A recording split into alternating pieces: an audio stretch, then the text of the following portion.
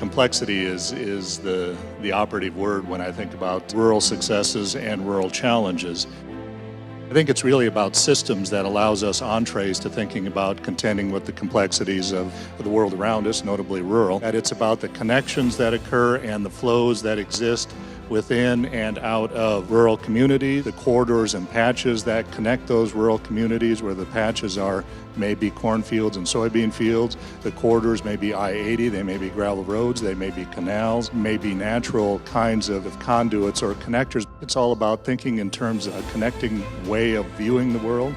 My early life here in Nebraska and at UNO was almost all about rural economic development, and working with many of the communities in greater Nebraska, and those challenges haven't gone away. So I think part of the issue around complexity is how do we manage strategically, especially in terms of higher education, to add value to the needs in the communities in rural areas. We need to produce workforce. We need to do translational research that actually are relevant to rural communities.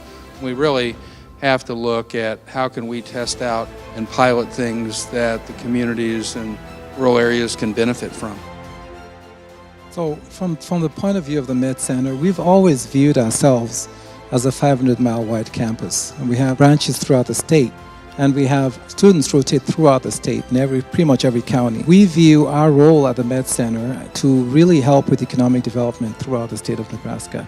We see our role as being an enabler and enabling sustainability of those communities by allowing students go to school as close to their home as possible, and more importantly, to give those communities a maximum opportunity of having those students go back as professionals one day and help to stir economic development. Leadership is critical to the vitality of our communities. We have to think about access to safe and nutritious food, so food deserts kind of a concept. We have 245 public school districts in the state, so access to quality education that leads to the University of Nebraska or community college or Peru or Chadron State. We have to think about logistics, rail heads, highways, broadband access, and access to healthcare. Those are at least 5 elements that are critical to the vitality of our communities. Thank you so much for investing time in the Rural Futures Institute and bringing that intellectual capacity and perspective.